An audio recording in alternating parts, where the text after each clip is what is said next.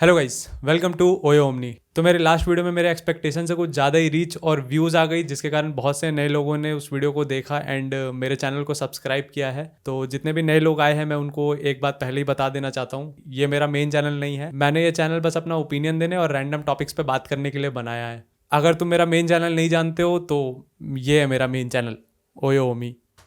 और एक बात मैं पहले ही क्लियर कर देना चाहता हूँ कि मैं कोई बहुत ही ज़्यादा पढ़ा लिखा या वाइज मैन नहीं हूँ जो आपको कोई लाइफ चेंजिंग एडवाइस देगा, या फिर जो भी बातें मैं इस चैनल पे बोलूँगा वो बहुत ही ज़्यादा फैक्चुअल या हमेशा सही होगी। I am just a guy who is trying to verbalise his thoughts, और इसीलिए मैंने इस चैनल को स्टार्ट किया है कि मैं अपने थॉट्स को यहाँ पे रख सकूँ।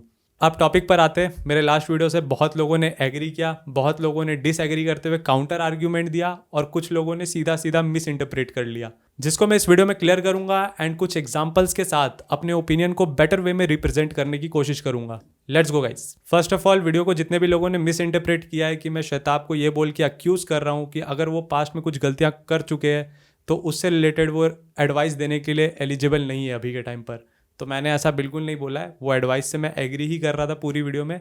अगर आपको मेरी बात समझने में कोई प्रॉब्लम हुई है तो आप उस वीडियो को दोबारा से देखो। और जितने भी लोगों ने मुझसे डिसएग्री करते हुए ये आर्ग्यूमेंट दिया है कि a stupid man learns from his mistake and A wise man learns from others mistake, तो उनसे मैं क्वेश्चन करना चाहूँगा कि अभी तक हम लोगों ने मार्स को कॉलोनाइज क्यों नहीं कर दिया।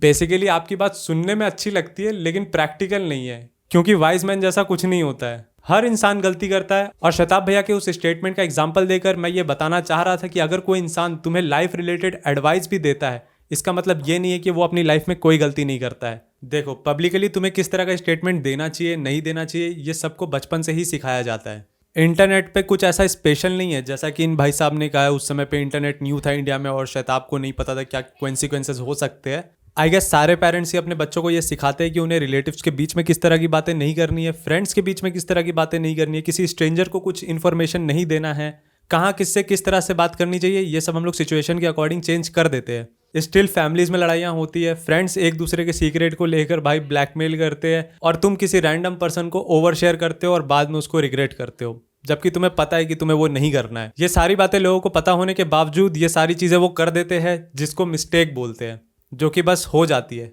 अगर तुम्हें किसी तरह की एडवाइस मिल गई है, इसका मतलब ये नहीं है कि तुम उसको फॉलो कर ही रहे हो। तुमने बस उस एडवाइस को सुन लिया है और तुम उसको अप्लाई कर रहे हो कि नहीं ये तुम्हें भी नहीं पता है।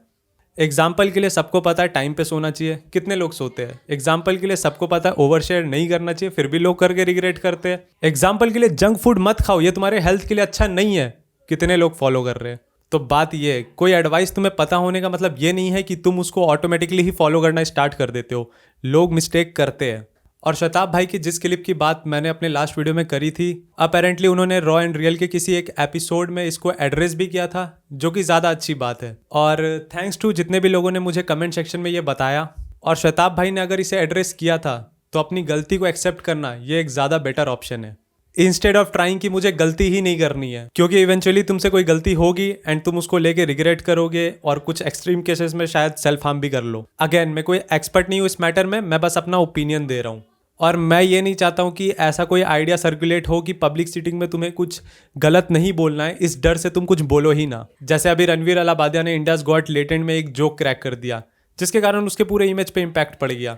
एक और एग्जाम्पल के लिए लक्ष्य चौधरी की ये वाली क्लिप देखो। गुफरान गुफरून दानिश के भाई भोसड़ी के, मैं बताऊं यार, अब तक तो दानिश की थोड़ी बहुत इज्जत क्या है, दानिश भोसड़ी का छक्का ही तो था टिकटॉक पे, मर गया बहन चोद। लक्ष्य की इस क्लिप को उसके अगेंस्ट में ही बहुत ज्यादा यूज किया जाता था, और इवेंचुअली उसने इसको एड्रेस करते हुए इसको एक्सेप्ट किया कि उससे एक गलती हो गई थी। भाई मैं 100 बार बोल चुका, मैं बच्चा था भाई, निकल गई थी मेरे मुंह से।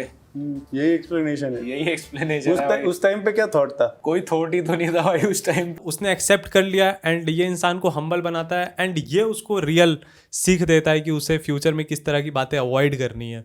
अपनी मिस्टेक को पब्लिकली एक्सेप्ट कर लेना ज़्यादा बेटर है, क्योंकि उसके बाद वो क्लिप इंटरनेट पे रहे ना रहे फ़र्क नहीं पड़ता है।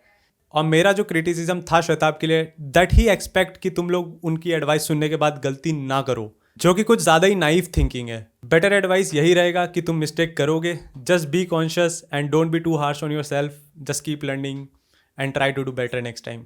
ये मेरा ओपिनियन है। अब तुम लोग ये कमेंट देखो, शताब को बेनिफिट ऑफ डाउट देते हुए ये व्यूअर बोल रहा है कि अगर वो रोज 15 मिनट की वीडियो बनाएगा तो कुछ ना कुछ तो गलत बोल ही जाएगा, जो कि सही बात है। और मैं भी ये समझता हूँ कि अगर रोज कोई इंसान ऐसे अपना ओपिनियन ही दे रहा है इंटरनेट पे तो कुछ ना कुछ तो गलत निकलेगा उसके मुंह से। लेकिन क्रेजी बात यह है कि शताब की खुद की ऑडियंस उसको बेनिफिट ऑफ डाउट देती है, लेकिन जिस वीडियो पे वो रिएक्ट कर रहा है उसमें जो इंसान अगर कुछ बोल रहा है उसको बेनिफिट ऑफ डाउट नहीं दिया जाता है। अगेन एक और एग्जांपल के लिए, श्वेताब ने चैटटेक की एक आउट ऑफ कंटेक्स्ट वीडियो पे रिएक्ट करके उसको बैश किया था और फिर एक्सेप्ट भी किया था कि उससे ये मिस्टेक हो गई। और यहाँ पर जो मेरी तरफ से सबसे बड़ा क्रिटिसिज्म है श्वेताब भैया के लिए कि प्लीज़ अपने थॉट्स एंड वर्ड्स को अच्छे से प्रोसेस करने के बाद ही अपना ओपिनियन दिया करे, कॉज खुद इतनी mistake and clearly wrong facts के साथ आप लोगों को क्रिटिकल थिंकिंग कैसे प्रमोट करोगे। जिसके लिए एक और एग्जांपल, श्वेताब भैया ने गैम्बलिंग एप्स के अगेंस्ट में एक वीडियो बनाई थी जहां पर उनको वो बैन कर देने का ओपिनियन दे रहे थे, जो कि बहुत ही डम्ब है क्रिटिकल थिंकिंग के पॉइंट ऑफ व्यू से।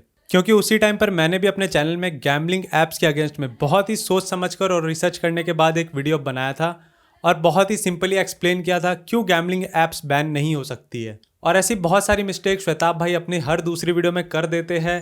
अब चाहे वो इमोशन में बहने के कारण हो या इंटेंशनली हो, मुझे नहीं पता, बट मैं इतना सीरियसली नहीं लेता हूँ इन मिस्टेक्स को।